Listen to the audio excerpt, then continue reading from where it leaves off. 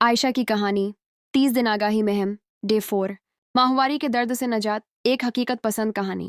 चौथा दिन था और आज आयशा ने अपनी मुहिम का सबसे हसास मौजू चुना, माहवारी का दर्द। सुबह जब वो क्लास में दाखिल हुई तो उसने देखा कि उसकी करीबी दोस्त सारा एक कोने में खामोश बैठी थी। उसका चेहरा उदास था और वो बार बार अपने पेट पर हाथ रख रही थी।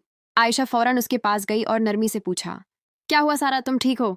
सारा ने धीमी आवाज में कहा, आज बहुत ज्यादा दर्द हो रहा है, कुछ समझ नहीं आ रहा क्या करूं, बस बर्दाश्त कर रही हूं। आयशा ने उसका हाथ पकड़ा और मुस्कुराकर बोली, दर्द को बर्दाश्त करना जरूरी नहीं, उसे कम करना भी सीखा जा सकता है। आयशा की रहनुमाई। आयशा सारा को स्कूल के मेडिकल रूम ले गई। वहां उसने उसे आराम करने का कहा और अपनी बैग से एक गर्म पानी की बोतल निकाली। ये इस्तेमाल करो, देखना तुम्हें सुकून मिलेगा।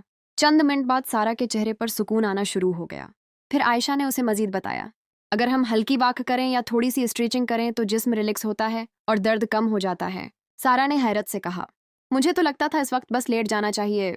आयशा हंसकर बोली, आराम जरूरी है, लेकिन थोड़ी सी हरकत भी फायदा देती है। छोटे मगर मुअस्सिर तरीके। आयशा ने सारा को गर्म चाय भी दी और कहा, गर्म मशरूबात भी बहुत मदद करते हैं, और सबसे अहम बात, अपने जिस्म को सुनो, उसे आराम दो। तब्दीली।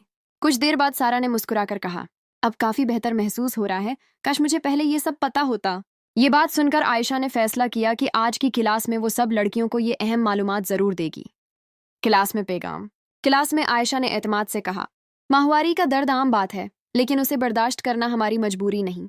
हम छोटे छोटे तरीकों से उसे कम कर सकते हैं। अब की बार लड़कियां खामोश नहीं थीं, वो सवाल कर रही थीं, सीख रही थीं और खुद को मजबूत महसूस कर रही थीं। आयशा का सबक, जब हम अपने जिस्म को समझते हैं तो हम खुद को तकलीफ से बचा सकते हैं। नतीजा, आगाही न सिर्फ इल्म देती है बल्कि जिंदगी को आसान भी बनाती है। डे 5 लंबी कहानी, क्या नहीं करना चाहिए, अगली वीडियो में जानिए। मजीद टिप्स टोटके के लिए यूट्यूब चैनल सब्सक्राइब कीजिए। बिंतराव नीचरल टपस।